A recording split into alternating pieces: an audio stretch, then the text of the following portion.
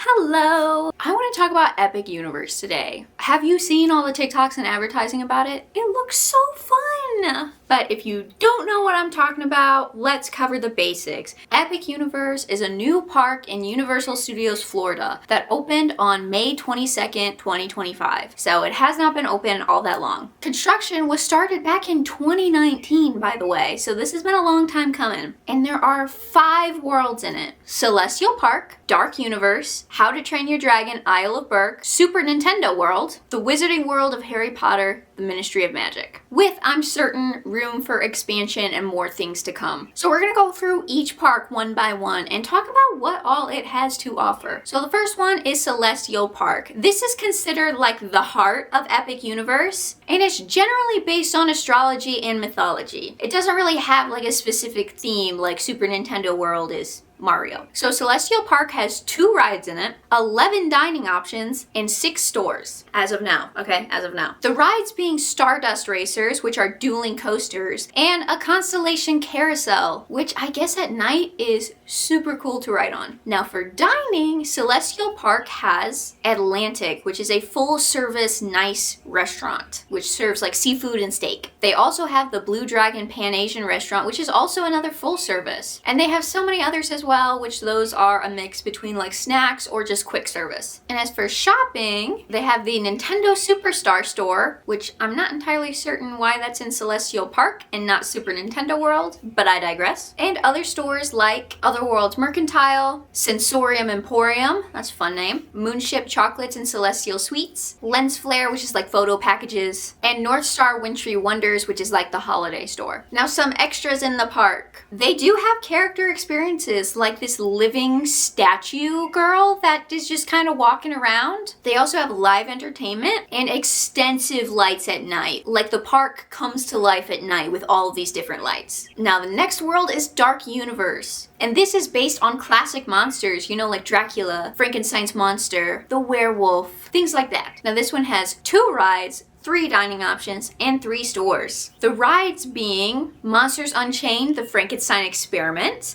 which that one looks so cool. Oh my god, that looks so cool. And Curse of the Werewolf, which is a roller coaster. Now, fun little thing, this looks like it would be one of my favorite worlds. It looks so cool. Dark Universe looks right up my alley. Oh my god.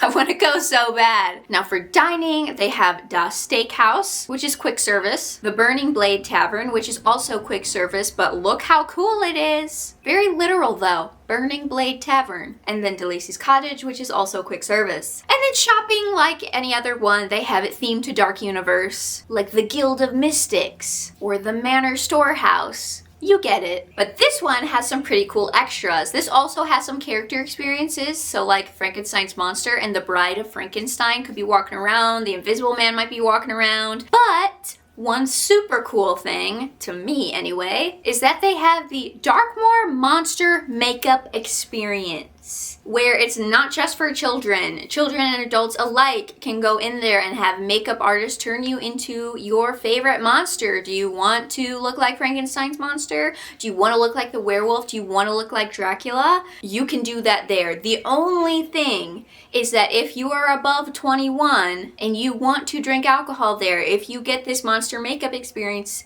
they do not serve alcohol to anybody who has that makeup done, regardless of how old you are. I am assuming it's because they'd have a hard time matching up your ID when your face is full of very vibrant face paint. So that's the only thing. If you want to do the makeup experience, there's no drinking. Next up, How to Train Your Dragon Isle of Berk. Another world that is absolutely up my alley, would probably be my number 1. For reference, I walked down the aisle to Romantic Flight. So don't play with me about How to Train Your Dragon. It's obviously based off of the How to Train Your Dragon franchise. There's 3 rides, 3 dining options, and 4 stores. The rides consist of Hiccup's Wing Gliders, which is a roller coaster, and also has Hiccup's voice actor like voicing the ride. There's Fire Drill, which is like a boat water ride where you like spray. You know what I'm talking about. And then there's Dragon Racers Rally. Dining, you have something like the Mead Hall, which that looks so fun. And you have the Spitfire Grill and Hooligans Grog and Gruel, all of which being quick service other than the last one is more like a snack place. And shopping, there's so much fun merchandise you can get. You can even like adopt a dragon. Like oh my gosh. Oh my god, my bank account would not be safe in those stores is what that's all I'm gonna say. Now, extras. This one has quite a few extras, one being the Untrainable Dragon, which is a stage show. They also have this Viking training camp, which is just like a play area for kids. Of course, there are character experiences as well. You can actually meet Toothless and Hiccup, and that looks so fun! That looks so fun because Toothless has been made into like an animatronic, so you can actually like meet him.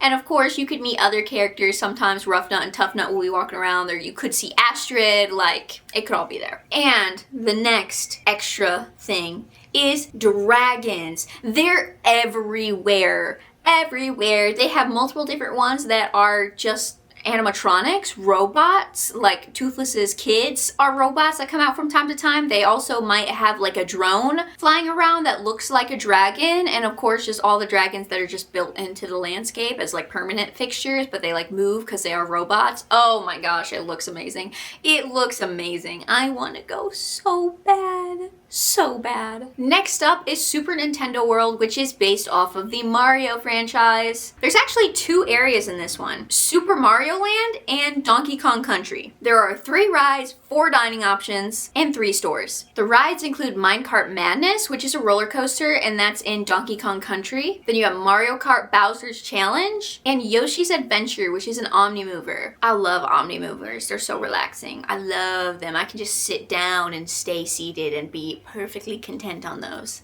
Now there are some dining options like Toadstool Cafe, the Bubbly Barrel, Yoshi's Snack Island, and Turbo Boost Streets. Now as for Super Nintendo World shopping, they have the 1-Up Factory, Funky's Flying By, and Mario Motors, which is like the exit of the Mario Kart ride. Now extras. This world's really cool because it has like a pipe entrance, like you go up escalators and it looks like you're going through the green pipe to like enter the world, which I thought was just like a really fun extra. And then they also have power-up bands. Now unfortunately you do have to pay extra for them, which is a bummer, but if you buy this band, it goes like on your wrist like a watch, and occasionally around the park they'll have different interactive like games, or you know, the little like boxes that Mario would normally jump up and hit. Well, you can go up and go like this to it and it'll make a noise and interact with you, but if you don't have the band, it won't do that. So if you want that extra, you have to pay for this band. So that's a little bit of a bummer, but it is a cool feature if you do pay for it. And then like all the others, there are character experiences. You can meet Peach, you know? You can meet them. You can meet Toad. And last but not least, we have the Wizarding World of Harry Potter, Ministry of Magic. Now this is set in like 1920s Paris, and it's based off of Fantastic Beasts. This one only has 1 ride though, 3 dining options, and 3 stores. Now granted, I could be off by the number of dining options or the number of stores, like there could be another extra food stand or something a little extra here and there that I might have missed in here, but generally speaking, this is what it's got. Now even though it only has 1 ride, it has a very, very detailed queue. The ride being Harry Potter and the battle at the Ministry, but apparently they spent over $1 million on the queue alone because it's very immersive and just a lot going on. And the ride looks cool too. Don't get me wrong, but there is only 1. Now their dining options all either seem to be quick service or snacks, and mostly based on French cuisine and something quick you can grab. Now shopping, they do have your standard stores that have all the Harry Potter merch you can want, but they also have a specific wand store. Now I would say it, but I don't know how to pronounce it. Now as for extras, there are character experiences just like any other park where you can interact with like 1920s set characters, you know what I mean? And also there's a lot of wand magic. So if you have a wand to run around in the park, there's a lot of extras you can unlock and a lot of just interactive displays. You wave your wand, something appears, like it's all there. Like there's a lot of wand magic going on. And they also have a stage show called Les Cirques Arcanus. Sorry, I'm trying my best here. But I love a stage show, so I would absolutely go see both of them because hell yeah. But overall, that's Epic Universe and that's what it currently has to offer. Now, it also does have like a hotel that you can stay in, the Helios, the Grand Helios that you can stay in to get like the hotel special entrance as well. But I'm mainly talking about the park. And this is what the park has to offer. Now I know that there are plans to expand and add on to, because some people were disappointed that there just simply weren't enough rides in each park, in each world. There just weren't enough rides. Now granted, I mean, it looks really fun to me. I don't know. And they're going to expand for sure. Now what are they going to expand first? What are they going to expand on? What do they plan to add? That I don't know. But I'm certain it will only get better from here. And that How to Train Your Dragon one looks amazing. And I've seen multiple people say that the How to Train Your Dragon world was their favorite, and they either A, had never even seen How to Train Your Dragon, or don't much care for the franchise, and yet the world was so well done that it was still their favorite. And so that makes my heart happy. I'll go there eventually. I will, but it'll be a while. But oh man, I want to go so bad. So instead of being able to go, I made this video instead to kind of have an outlet of my desires of going. At least I could talk about it in Yap, right? That's something. Yeah, one day I guess. I don't know. But if you have gone, what did you think of it? Did you like it? Was it really cool? Was there anything disappointing? Do you plan on going if you haven't gone? I want to know. I'm all ears. But thank you all so much for watching, and I'll see you in the next one.